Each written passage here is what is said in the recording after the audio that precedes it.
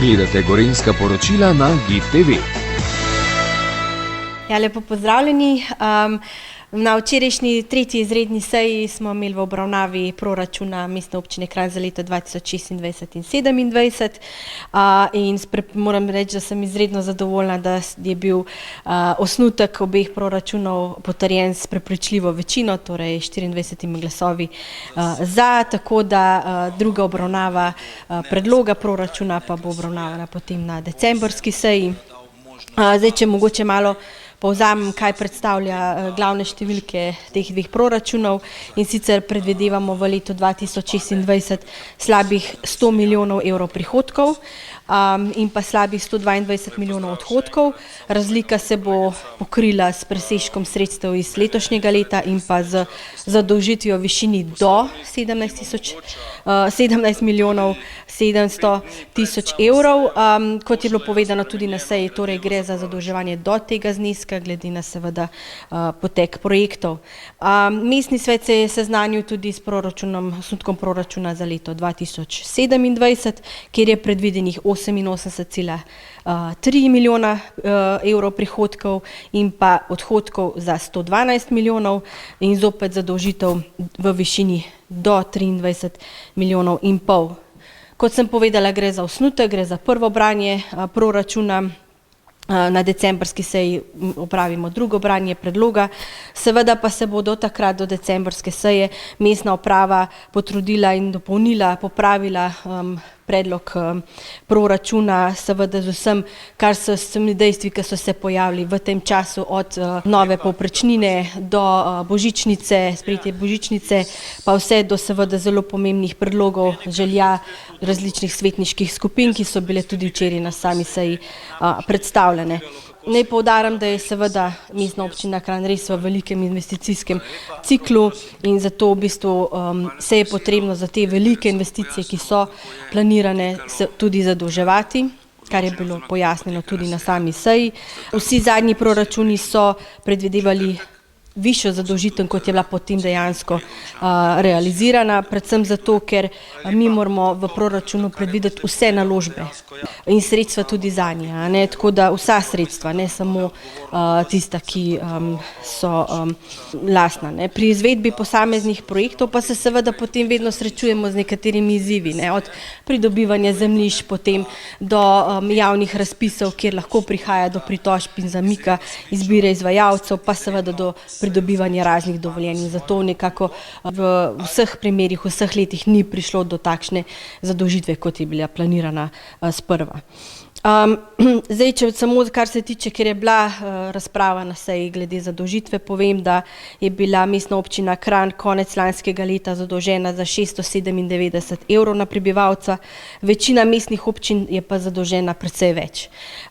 Recimo Ljubljana 1298 evrov na prebivalca, Maribor 1104 in pa Celje 1055 evrov.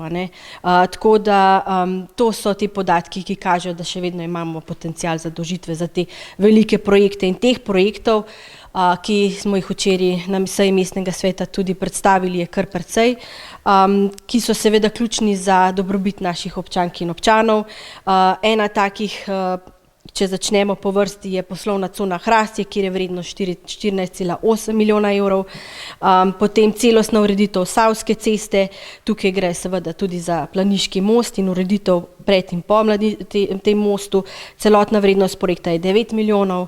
Potem imamo zelo pomemben in največji projekt je kanalizacija Sava-Rakovica-Zabukovje, Veliki hrib, Hrastje, Čirče in pa Savska cesta, kjer je celotna vrednost projekta 29,9 milijona evrov, kjer seveda tudi pričakujemo sofinancerska sredstva iz mehanizma DRR v višini 9,2 milijona evrov. Potem velika investicija je tudi energetska sanacija občinskih stavb v vrednosti 4,3 milijona evrov. Obnova šole in vrtca na Kokrici, kjer je celoten projekt ocenjen na 4,8 milijona. Tukaj so tudi sofinancerska sredstva, v veliki večini teh projektov je predvideno sofinanciranje, seveda pa je potem pridobivanje teh sofinancerskih sredstev po izvedenih samih projektih.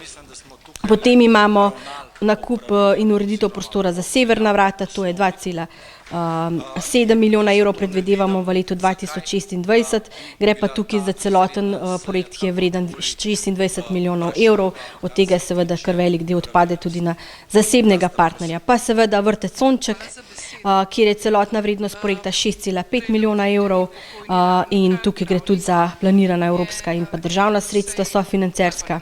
Pa nakup električnih avtobusov, 6 novih avtobusov, ti stanejo 3,4 milijona evrov, tudi sofinanciranje, pa dokončanje povezave na planini 1 med cesto Talcev in cesto 1. maja, to je pri toplarni, to se pravi oba še preostala kraka do ceste Talcev in potem nazaj proti cesti 1. maja. Tukaj je potrebni še 1,7 milijona evrov. Satelitski urgentni center in sanacija parkirne ploščadi nad garažo, kjer je projekt vreden 3,2 milijona evrov in tudi tukaj so predvidena državna sredstva in pa tudi pomemben projekt 9-letne osnovne šole na Kokrici, kjer pa potrebujemo najprej slab milijon evrov za nakup zemljišča. Potem so pa tukaj še drugi projekti, kot je ureditev kanjona Kokre, dokončanje Blajvajsovega parka, pa ureditev kolesarske povezave med poslovno cono Hrastje in pa Planino in pa Brv, jama Prebačevo, pa ledna dvorana, participativni proračun, investicije v krajevne skupnosti preko odloka, kjer so pa tudi vezane na 3% dohodnine in so tudi v preko 700 tisoč evrov vrednost. Tako da je pa kar nekaj projektov, ki smo jih po pogovorih s svetniškimi skupinami določili, da jih bomo umestili v proračun do predloga, do decembrske seje, tako da predvsem z željo, da se potem tudi proračun dobi čim večjo podporo.